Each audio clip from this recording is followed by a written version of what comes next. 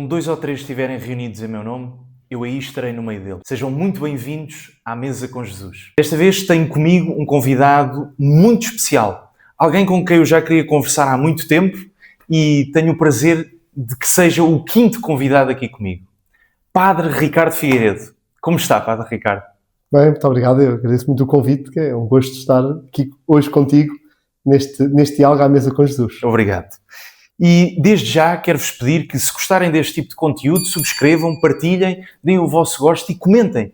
Digam também o que é que acham e que pessoas é que poderiam estar aqui a conversar comigo. Padre Ricardo, vamos começar como eu começo sempre, que é fazer uma dupla pergunta. Como é que nasceu a sua fé e, consequentemente, como é que nasceu a sua vocação? A conversa é uma pergunta complexa, porque estamos a falar sobretudo algo que nós compreendemos quando se fala sobre a nossa fé e sobre a nossa vocação, é que é sempre um caminho que Deus faz connosco. Portanto, nunca é algo que surge assim do nada. Então, uma história. Eu nasci em 1990, em Belas. Os meus pais, sempre com os meus pais, meu pai e a minha mãe. Eu tenho um irmão mais velho. Aquilo que é uma típica família, portanto, eles são das Beiras. Meus pais vieram para Lisboa. Portanto, este fluxo migratório dos anos 60, anos 70, da província para a cidade. Aqui se conheceram, por cá casaram e tiveram então os 2 filhos. Aquilo que é uma típica família culturalmente cristã, portanto, que os valores que são cristãos fazem parte. Portanto, fomos batizados em pequenos, chegou a altura de ir para a escola, fomos para a catequese. Tudo aquilo que é os rudimentos da formação cristã básica, mas sobretudo um cristianismo cultural, portanto um cristianismo convicto, de uma convicção ou de uma militância nesse âmbito não, mas sobretudo aquele sentimento religioso que sempre fez parte. E desde pequeno eu lembro de rezar, desde pequeno eu lembro sobretudo muito até a presença que era muito forte em casa, por meio da minha mãe, de uma devoção e de um carinho especial por Fátima e pelos acontecimentos de Fátima. Andando na catequese, chego ali à parte das dúvidas da adolescência, em que tenho uma vontade tomo a decisão de sair, com 12 anos, de sair da catequese, que não queria ir à catequese. Aquilo ainda resistiu umas semanas, depois a minha mãe insistiu demais, eu estava farto de ver a minha mãe volta à catequese. E o que é verdade é que há ali um momento especial, ou alguma coisa, algo que eu não sei explicar muito bem o que é que foi, mas fez sentido. Fez sentido a vida cristã, fez sentido a fé cristã. Havia muitas dúvidas ainda, mas senti muito que tinha de ir à missa. Tinha de começar, não apetecia nunca vir à missa, estava sempre a ralhar por causa de ir à missa. Mas havia tradição de ir à missa? Não havia. Okay. Mas pronto, naquele momento sentiu que deveria ir, só que é uma seca. Para um miúdo de 12 anos é uma seca. Mas foi sozinho? Sentiu... Sim. Foi assim, aqui qualquer coisa, assim, um apelo, e que proponho à minha catequista ser acólito. Pronto. E ela, basicamente, pega em mim, vai-me dar à sacristia e diz: o Ricardo quer ser acólito. E o responsável dos acólitos deu-me logo, fez-me 3 preparações de 5 minutos cada e vestiram uma alva e vai para o altar. O que aconteceu? Naquela altura tinha chegado lá à paróquia de Belas um novo vigário paroquial, um novo coadjutor, o padre Luís Barros, que tinha sido batizado já com 20 e tal anos, portanto tem um percurso muito, muito próprio, não é o típico cristão de berço. Não, foi um caminho que ele fez de descoberta, formado na parte científica, na geologia, portanto as minhas dúvidas que vinham muito da adolescência, muito por gostar de ciência e dessas coisas, e portanto de repente tenho um padre que me vai esclarecendo as dúvidas que eu tenho, e que esclarece naquele esquema mental que mais me tocava, mais chamava a atenção. E portanto aqui depois o link foi muito rápido. As dúvidas de fé estão esclarecidas, começo a estudar mais, começo a aprofundar a minha fé, começo a querer conhecer mais.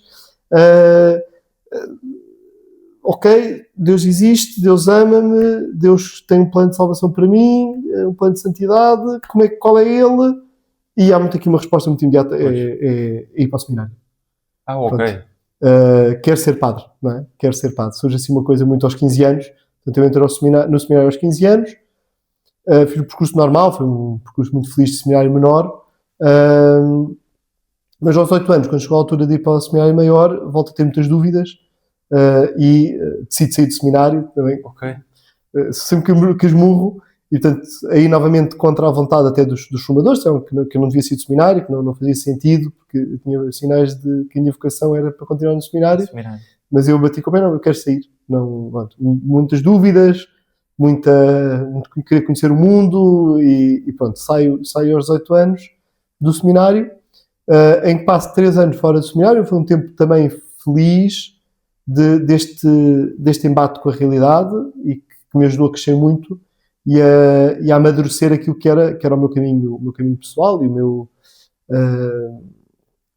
minha descoberta de Jesus e a minha fé, para numa correspondência maior, sobretudo de crescer na vida da intimidade e da oração com Deus. Não é? Portanto, surge a hipótese dos namoros, surge estas várias. O que fui sempre descobrindo era só o seminário enchia-me de alegria. Só pensar, voltar para o seminário, só o ser padre, é que eu sentia que verdadeiramente me realizava, me fortalecia, me correspondia àquilo. E aos poucos fui percebendo isso, e portanto, quando cheguei à altura de escolher o curso, portanto, no fim de um ano, decidi fazer as primeiras cadeiras do curso de Teologia, ainda assim, ainda queria ir para outras áreas. O meu diretor espiritual na altura, eu pus essa hipótese e ele agarrou nisso e disse, vai para a Teologia, então ele remeteu-me logo para a Teologia. E pronto, portanto, fui colega dos meus colegas de seminário. Não estando no seminário. Não estando no seminário, não é? E portanto, eu era um seminarista lá deles, basicamente. E que pronto, depois foi muito, muito óbvio quando eu venci todas as batalhas. Portanto, o Senhor venceu, Deus venceu, de pedir a readmissão ao seminário. Portanto, sou readmitido em 2021, em 2011, sendo depois ordenado padre então em 2015. Muito bem. Então, e por exemplo, aí nessa história, como é que toma contacto pela primeira vez com a ideia de vocação? Deus chama-me a algo. Isso. Há aqui 2 momentos, não é? Portanto, há aquele primeiro momento que me leva a entrar nos 15 anos, que era muito um desejo de imitação, não é? Ou seja, está aqui padres que são referências para mim e eu quero ser como eles. Portanto, era um ideal de vida e de entrega e de missão que me fazia sentido, mas era muito no sentido de imitação. Que depois, mais tarde, desaparece isso, e portanto, aquelas dúvidas e muito o meu percurso pessoal, e em que, na segunda fase, portanto, quando eu reentro no seminário, é muito mais no sentido de uma missão pessoal, ou seja, a minha vida só se realiza se eu a entregar aos outros. Não é? Aliás, tenho uma conversa muito interessante nessa altura das dúvidas, e quando há uma rapariga que me diz que pronto, quer dizer, gosta de mim, mas que percebe que eu com ela não queria ser feliz porque percebe que o meu coração é dado no serviço. E eu lembro que essa conversa foi assim muito importante, porque caiu muita ficha nesse momento. Foi, porque já se percebe assim, não vale a pena estar mais a fugir de Deus e da vocação que Deus tem para mim. Isto com 15 anos? Ainda? Não, está nos 20 anos. Ok. Pois, porque isso é que ao mesmo tempo é fascinante. Como é que 15 anos, e a partir dos 15, vai tendo esta consciência de que Deus o ama, que Deus também lhe chama a algo, e que depois decide ir para o seminário. Eu não sei, a minha geração se calhar já era um bocadinho mais madura quando tínhamos 15 anos do que hoje. Sim. Hoje vejo um miúdo de 15 anos com graves dúvidas se tem a maturidade para essa decisão. Mas o pré-seminário ainda é 14, não é? Não, sim, o pré-seminário sim, e o seminário menor também, continua a ser os 15 anos. Portanto, há rapazes que continuam a entrar com essa idade, não é? Mas não tem essa maturidade? Não sei, eles não sei, não sou capaz de avaliar. A minha geração, que são os chamados millennials, que nós vivemos numa altura que de facto nos fez crescer muito, porque vivemos numa altura de otimismo depois da queda do Muro de Berlim. Parecia que, pronto, agora a sociedade só pode crescer, só se pode desenvolver, agora tudo é ótimo, não é? Depois vai ser a frustração com a queda, com o atentado às Torres Gêmeas em 2001, é que volta a criar uma satisfação, um medo, um receio na sociedade em geral. Mas eu percebo que nós crescemos ali naquela fase, vivemos muito num otimismo e, portanto, se calhar isso também nos ajudou mais a agarrar mais os projetos. Quer dizer, bem que eu vejo miúdos mais novos também com ótimas... Sim. Ótimas. Mas, de facto, havia ali uma maturidade que se experimentava aos 15 anos e Mas também não tinha a tradição na família ligada a isso, como disse. Não, sim, eu sou... Família... Sim, quer dizer, a família cristã... É a família cristã culturalmente, mas não, exatamente, mas sem... Não era... Sim, a minha avó ia sempre à missa e era impensável não ir para ela, não é? E qual é que foi a reação de quando entrou para o seminário?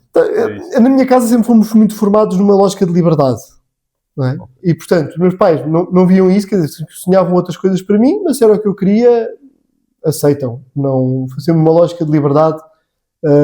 Não quer dizer, uns meus pais tinham outros projetos para mim, quer dizer, mas que, como fomos sempre muito criados numa lógica de responsabilidade e de liberdade, queres ir, que tem aquelas dúvidas habituais, não é? De onde é que vem isto, porque é que queres ir, porque meus pais percebem, não, isto é sólido, é firme, e aquelas dúvidas, pronto, uma vez fomos ao seminário para os meus pais conhecerem o seminário, conversarem, terem as dúvidas, e pronto, quer dizer, mas numa lógica sempre de liberdade e responsabilidade, foi sempre assim a lógica que fomos formados em casa. Até e quando saiu? Qual é que foi a reação de... Não, foi estranha, ou seja, quando eu saio, os meus pais ficam assim um bocado sem perceber, ou seja, muito na lógica, foi a decisão dele, estamos com, não foi expulso, não fez nenhum disparate para sair do seminário, saiu porque quis, e portanto ele sabe o caminho que está a fazer, e portanto não foi a mesma linha da liberdade, não é? Sim, sempre. Foi sempre a linha de formação lá em casa, e portanto isso sempre nos ajudou muito a também ter um sentido de responsabilidade em relação à vida e às decisões. Uhum. O padre Ricardo falou que uma inspiração para si, uma referência que teve, era um padre que era geólogo. Era geólogo antes de ir para o seminário, antes de ser batizado, aliás. Ok. E depois foi batizado e foi para o seminário passado. E eu gostava então de falar um bocadinho sobre isso, que é esse grande desafio que hoje em dia na sociedade do século XXI é muito esquisita, mas que se calhar na Idade Média não era, que é a união entre ciência e fé. E gostava de entrar um bocadinho por aí, que é, porque uma das coisas que desde sempre, eu também venho de um passado, lá está, em que tenho uma família culturalmente cristã, mas que ninguém vai à missa, eu fui batizado sim, mas só em 2021 é que sou crismado, nem fiz catequese e tudo mais. Então tive que ir buscar, encontrar, e foi através do YouTube e de padres brasileiros, americanos, que eu me fui aproximando de Cristo, foram a minha referência de Cristo. Mas é tudo ainda uma caminhada. E a pergunta que eu lhe faço é, como é que se supera inicialmente esta barreira que existe, não é? Um pequeno jovem diz logo, não, eu acredito na ciência. Como se fosse uma incompatibilidade. Eu gosto imenso quando eles dizem isso. Então eu até lhe faço essa pergunta, faço aqui quase advogado do diabo e digo, tem que ser compatível. Tem que ser compatível. Não, ou seja, o percurso, o método que eu uso é muito escarafunchado. Então, mas acredito na ciência porquê? Porque quando é que tu vês que a ciência contradiz a fé? E eles vão sempre ao Big Bang. É verdade. Caem todos nesse engodo e esse é o anzol. E sim, então quem foi o autor da teoria do Big Bang? Eles não sabem. Sabem, na escola vocês aprendem os autores de todas as teorias, menos a do Big Bang. Nunca achaste isso estranho? Pois, não sei. Então, mas quem é que é? Vá, procura lá. Abre aí o telemóvel e procura lá quem é que é o autor. E depois, é um padre. Mas cara, a igreja foi contra ele. Não, o Vaticano deu imensos prémios. O Papa elogiou imenso por ele ter sido... E ele era amigo do Einstein, não sei o quê. Pronto, ou seja, aqui caem todas as barreiras, todas as camas, não é? Como diria São Paulo. E a partir daí a fazer o percurso, ok, então vamos lá, levar isto com seriedade. O que é que a ciência diz? Depois aqui habitualmente remeto conforme a pessoa, ou para uma via mais filosófica, ou para uma via mais científica, de ciência positiva, mas tentar depois aqui encaminhar a pessoa para perceber que uma convicção muito firme, quer dizer, para nós cristãos, Deus é o Criador do mundo e, portanto, o Criador daquilo que é o Deus que se revela é o mesmo Deus que criou as regras da natureza e, portanto, a verdade é só uma, que se expressa de várias formas e, portanto, temos de descobrir a verdade e saber que a fé nunca contradiz a ciência e a ciência nunca contradiz a fé. E esse é o caminho, quer dizer, e depois pegar naquilo que são os autores cristãos, naquilo que são os cientistas cristãos que fizeram esse percurso e mostrar isso, quer dizer, e cada vez temos muita bibliografia que ajuda, quer dizer, da tradição norte-americana, alguns livros vão ser trazidos cá para Portugal até por causa disso, para ajudar verdadeiramente a fazer este caminho. Essa provocação. Aquilo é só mostrar que aquilo está errado o que eles pensam, e a partir daí... Não, eu, por exemplo, eu tenho um pouco mais de dificuldade, sobretudo quando se fala de darwinismo, do evolucionismo, não é? Aí, qual é que é a abordagem a adotar? Porque aquilo que eu sinto, pelo menos, e eu até tenho uma conversa com o padre Nuno Tavares, nós abordamos isto, que é o problema do Gênesis. Como se... Não sei, qual é que é a sua visão sobre isto? É melhor... eu gosto muito de fazer, eu faço sempre essa conversa na preparação para o batismo. Quando eu estou a preparar pais e padrinhos para o batismo, falo sempre sobre isso, porque é um dos pontos importantes, porque se fala de Adão e Eva, ou melhor, fala-se do pecado original, e depois a partir daí eu vou para o Adão e Eva para lhes explicar isto. Bem, primeiro ponto, há declarações dos Papas muito claras que, se a ciência prova isso, agora... O darwinismo, enquanto tal, já foi ultrapassado. Não é? Quer dizer, já estamos no neo-darwinismo. Já estamos mais para a frente disso. Portanto, aquelas teorias de Darwin são de positivismo materialista, quer dizer, portanto, estão completamente ultrapassadas. O grande problema é que muita da ciência que os nossos miúdos aprendem nas nossas escolas públicas ainda é o positivismo do século XIX, e não saiu daí. A filosofia que se aprende é a filosofia do século XIX. Quer dizer, há uma série de bloqueios que continuam a existir, pronto, há um problema científico e que, pronto, isto é uma das coisas logo que eu digo aos miúdos, que é para eles terem consciência que eles sabem muito pouco e que são mais ignorantes do que sabedores quando entram nesse tema. E não estou a dizer que eu sei mais, mas o primeiro passo é reconhecer que já que somos ignorantes, temos de ir em busca da verdade. Mas a questão do darwinismo é sempre curiosa, porque eu pego sempre, como dizia, na reunião de pais e padrinhos, pecado original, o que é o pecado original? Eles mais ou menos ainda conseguem chegar que Adão e Eva. Mas de onde é que veio o ser humano? Eles ficam, bem, a ciência diz, então, muito bem, ok, a ciência diz que viemos de onde? Para evitar dizer, viemos dos macacos, eu gosto de dizer, cada um fala por si, a minha linhagem veio de um primata comum com os macacos, não viemos dos macacos, a vossa é assim, riem-se, tem este disparate, né? Então, ok, houve um primata comum. Nós somos iguais aos macacos? Não somos. Então quer dizer que houve um momento aqui neste ramo em que isto se tornou diferente. Ok, isso é fácil de chegar. Momentos de autoconsciência, aquilo que nós, por fé, acreditamos que é a infusão da alma, todos estes momentos. Ok, então qual é a primeira característica? Onde é que o homem tinha os pés? Na terra. Então havia uma ligação para a terra. As pessoas quando morriam iam para a terra. Está uma ligação com a terra. Como é que se diz da terra em hebraico antigo? Não é? Quer dizer, o Adamá, o Adão. Não é? Qual é a particularidade da mulher? De onde nascem os bebés, a que dá a vida, a Eva. Portanto, são figuras que têm de haver um primeiro homem e uma primeira mulher, mas que são figuras também tipológicas na narrativa como nos aparecem na Sagrada Escritura. Isto é só a introdução para dizer que uma das coisas fundamentais que o ser humano percebe nestes primeiros momentos de autoconsciência é que vive numa situação separada de Deus. E, portanto, este sentido homo-religioso e que isso surge por uma consciência de pecado. Pronto. E por aí daqui a noção de pecado, depois a partir de desenvolve-se para o pecado original, etc. Para explicar que esta situação de separação, este estado, né, que se contrai por geração, que é o pecado original, e que é estarmos separados de Deus, e portanto o grande passo do batismo é voltarmos, fazer a religião, né, portanto, religar com Deus, e portanto fazemos este percurso de regresso para Deus. Sim. Eu acho que um dos problemas que muitas vezes eu tenho e vou ouvindo muito isto, que é que parece que não cabe na cabeça a ideia de que existe um Criador que nos deu a vida, insuflou-nos com o sopro da vida. Eu, pelo menos quando eu ainda não tinha qualquer crença, era algo que me custava. Porquê? Para quê? E pronto, eu agora sei responder, mas ou seja, como é que isto se aborda? O sentido das probabilidades, não é? Isso eu gosto, costumo sempre sugerir como leitura aquele livro do Anthony Flew, Deus não existe, em que não está arriscado. Ele era um filósofo que defendeu sempre o ateísmo toda a vida e na reta final da vida, diante dos dados científicos, muda de ideia. Radicalmente. É? E em que parte ou seja, o que é que a ciência diz?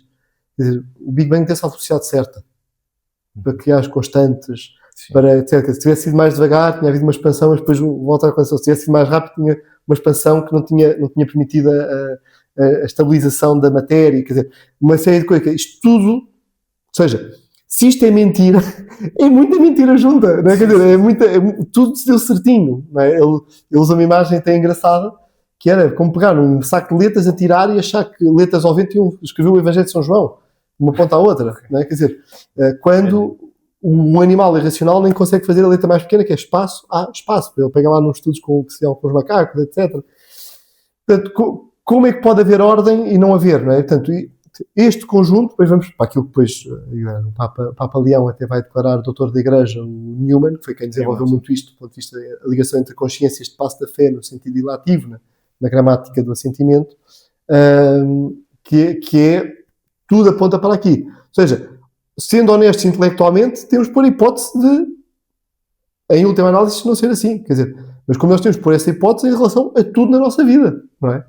Honestos intelectualmente, nós temos por em hipótese que tudo aquilo que sustenta a nossa vida, de um momento para o outro, nós podemos achar, quer dizer, que acreditamos que os nossos pais nos amam, mas, quer dizer, com uma honestidade intelectual, bem, se calhar é só interesse. Pois, como é que se prova assim? Um homem gosta muito de uma mulher, gosta muito da namorada e não sei o quê, mas em última hipótese aquilo pode ser, ou seja, esta honestidade intelectual, pôr o limite como hipótese, temos sempre de pôr, não é? Mas, ok, mas todas as marcas, todas as hipóteses, todas as probabilidades apontam para onde? Ok, então é aí que nós confiamos. Ok. Então, e fazendo esta percepção de, ok, existe um Criador, porque até aí chegam muitas religiões, como é que se depois dá o passo até ao Deus de Israel, não é? Ao Deus cristão, como é que fazemos esse passo? Esse passo é dado de uma forma muito bonita na Sagrada Escritura, não é? Quando nós temos os primeiros capítulos do Gênesis, que é só a parte do mito, não é? Portanto, que mostra mito no sentido nobre, filosófico, profundo, de como é que isto chegou aqui, como é que o mundo está diante de Deus, e depois começa a fase de Abraão, Deus que chama alguém para fazer uma história concreta com essa pessoa, e que, mais uma vez, vamos ver, há um caminho, há um percurso que se faz, e isto é bonito do ponto de vista da Sagrada Escritura, que é tudo isto acontece, tudo isto surge num percurso que é feito espiritual, no acompanhamento divino do ser humano, não é? Uma vocação que vai fazendo um percurso de Abraão, Isaac, Jacó, depois Jacó, José, o Egito, Moisés, portanto, todo este percurso em que há uma história que há uma eleição. Portanto, voltamos aqui, quer dizer, há um conjunto de manifestações, um conjunto de uma história que nos leva nesse sentido. E até ao grande ponto... Padre Ricardo, eu agora perguntava-lhe, continuando aqui na ramificação, já sabemos que existe um Criador, que esse Criador é o Deus cristão, mas a pergunta que lhe faço é, então porquê tantas ramificações de cristianismo e tantos cristãos por todo o mundo? Não, assim, ou seja, as separações começaram, ou seja, houve logo os primeiros heresias que surgiram, quer dizer, a primeira grande... logo a tensão entre o judeu-cristianismo, os cristãos e os judaizantes, mas pronto, aí resolve-se ainda no livro dos Atos dos Apóstolos, depois o gnosticismo já no final do século I, depois a primeira separação que dura até aos dias de hoje é com o Concílio de Calcedónia, portanto, com os monofisitas, que o Papa João Paulo II tentou fazer, portanto, sobretudo com os cristãos coptas, que o Papa João Paulo II tentou fazer um grande esforço também de caminho conjunto e com alguns resultados bastante interessantes. Depois, a outra grande divisão que nós conhecemos a seguir é que habitualmente aponta-se o ano 1054, ainda que do ponto de vista canónico e correto não foi aquele ano, mas pronto, aquela é a posição da bula de excomunhão sobre o altar de Constantinopla. É o momento desse cisma do Oriente, e depois, sobretudo com a Revolução Protestante em 1517. E sublinho porque é que uso revolução e não reforma, é historiador, e portanto isso é que chama logo, porque é mudado o fundamento, né? Ou seja, com os outros, quer com os monofisitas, quer com os ortodoxos, não houve a mudança do fundamento, ou seja, escritura e tradição eram a fonte daquilo que é a vida cristã. Com o protestantismo há uma mudança da fonte.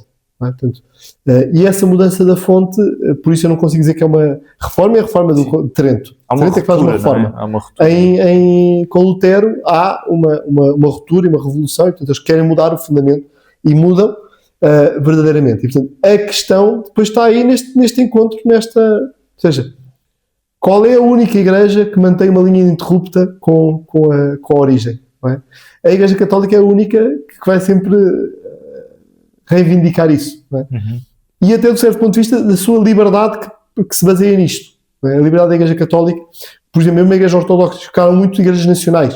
Não é? Portanto, há uma mistura muito grande com aquilo que é uma igreja ligada a uma nação, a um povo, a uma tradição humana, não é? A Igreja Católica é a única que mantém esta exclusividade de saber e de se afirmar como aquela que sempre procurou em todo o processo de reforma, sobretudo a reforma gregoriana, etc., sempre com este esforço de a liberdade da Igreja é qualquer coisa que é fundamental, exatamente porque para ela ser fiel a Cristo e não fiel a outra.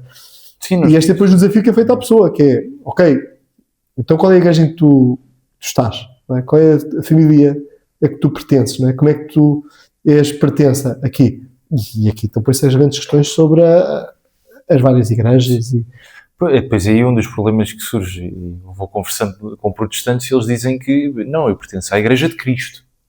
Porque, e depois entram até, derrapam ali numa situação que é a Igreja de Cristo, que é exclusivamente espiritual e invisível, não é? Uma ideia de que a Igreja não é visível. Como é que nós... Tem aquela ideia da Igreja pura, quer dizer, que nós temos isso, sobretudo, Lutero entra muito nisso naquela obra sobre o cativeiro da Babilónia, e que não é uma novidade nenhuma, quer dizer, já vinha dos cátaros, os cátaros é que correu mal no seu tempo histórico, não encontrou terreno fértil para se envolver a heresia. Depois Lutero vai refazê-la. Até há uma série muito engraçada que foi publicada nos 500 anos da Reforma, que é precisamente o título da Reforma, passou em Portugal na RTP2, que é um documentário muito interessante que mostra muito como a Reforma de Lutero, mais que uma questão teológica ou religiosa, foi uma questão política. Foi a revolta dos príncipes alemães contra o Império. Não é?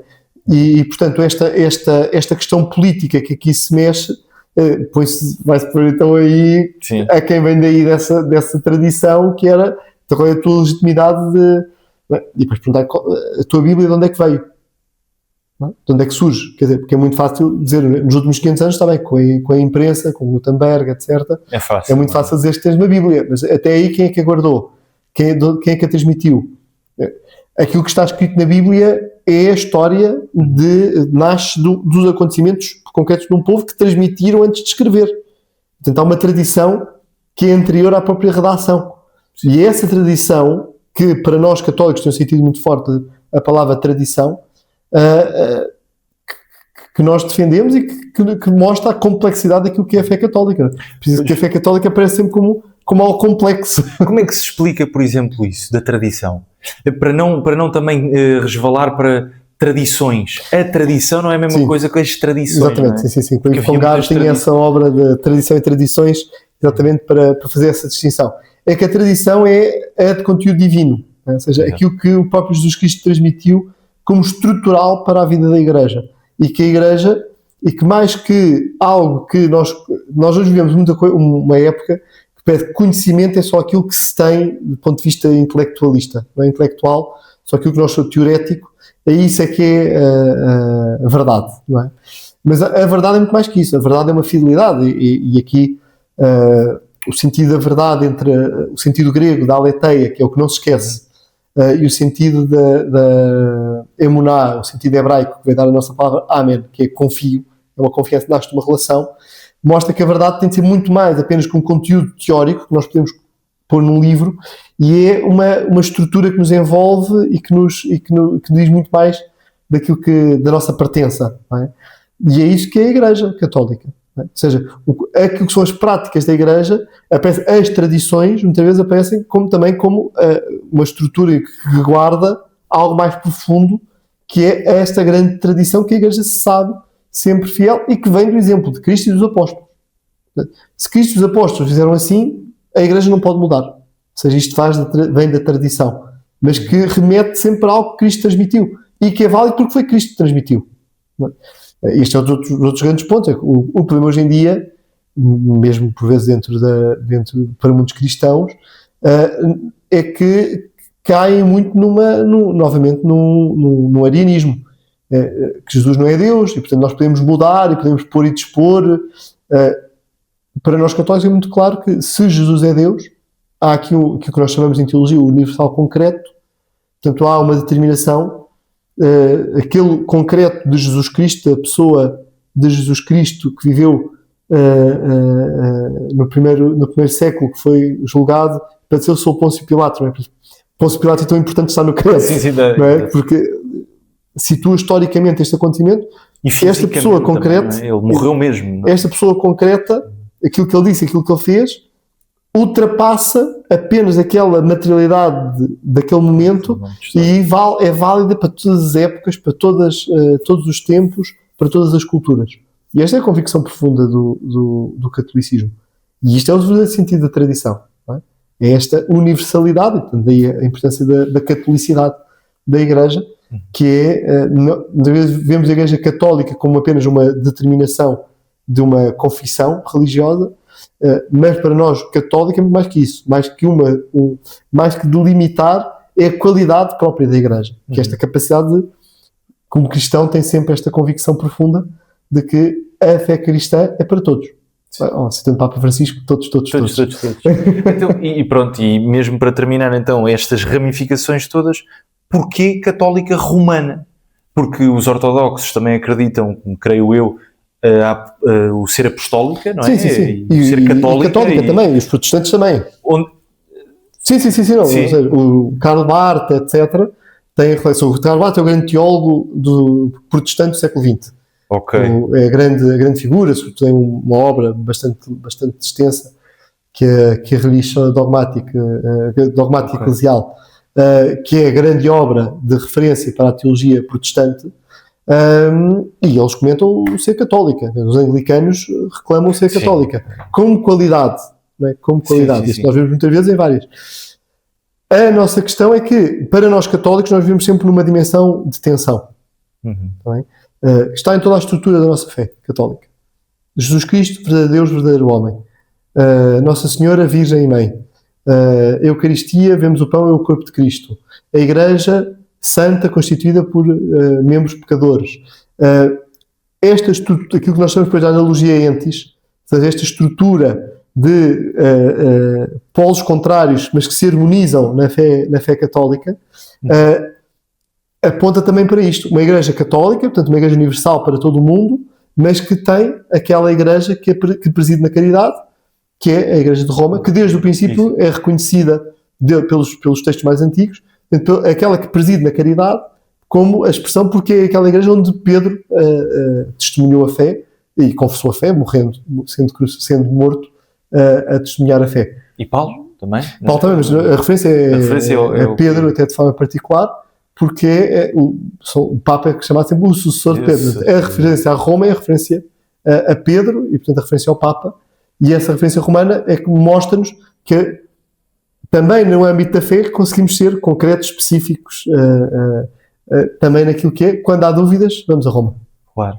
Então, e agora, pegando nisto que o Padre Ricardo estava a dizer, o Padre Ricardo escreveu há uns anos, não é, sobre a Igreja no Observador e sobre a relevância da Igreja na sociedade de hoje. Uma das coisas que evidenciou é que a Igreja está-se quase a cair no esquecimento, não é? Quase que já não tem uma relevância social, não tem uma palavra a dizer. Minha pergunta é, como é que isso acontece? E como é que podemos resolver isso? Porque eu tinha de refazer o texto, porque estamos numa fase que está a mudar. Eu também acho que sim. Estamos numa fase que está a mudar. Sim. Eu estava muito pessimista, foi uma fase muito pessimista da minha vida. E mudou muita coisa, não é? Esse pós-Covid foi extremamente revelador. E que está a haver um rejuvenescimento da Igreja, e sobretudo aquilo que nós chamamos de geração Z, que está a regressar à Igreja. E que, depois de cair no vazio, que até lembrando muito um texto de um livrinho pequenino do Ratzinger, Fé e Futuro, em que ele dizia que a Igreja no futuro, o que é que vai acontecer? Quando o mundo estiver desgastado pelo materialismo, pelo egoísmo, reparará em pequenas comunidades de irmãos que se amam. Não é? Por isso eu tenho promovido aqui em Portugal a tradução e a edição de um outro livro do Padre Benson, que é o Senhor do Mundo, que também é uma distopia, portanto, escrito em 1907, em que ele imagina o mundo no século XXI e o lugar da Igreja no século XXI. É uma obra, pronto, é uma obra pessimista, mas é uma obra muito interessante do ponto de vista literário para estas reflexões. Mas que nos remete e que nos aponta para o que é o próprio do cristianismo. Porque o grande problema foi, nas últimas décadas, a Igreja achar que o seu caminho para mostrar relevância no mundo era misturar-se com o mundo. E o que é que acabou por acontecer muitas vezes? Deixou de evangelizar o mundo e passou a ser mundanizada. Que o que o Papa Francisco tantas vezes falava do mundanismo, do clericalismo como uma forma de mundanismo. E o Papa Francisco foi o grande denunciante desta situação de uma Igreja que se deixou imbuir pelo espírito do mundo. Não é? E agora o grande desafio que está cada vez mais a surgir é o próprio que a Igreja tem para oferecer ao mundo é verdadeiramente o que é o próprio de ser Igreja.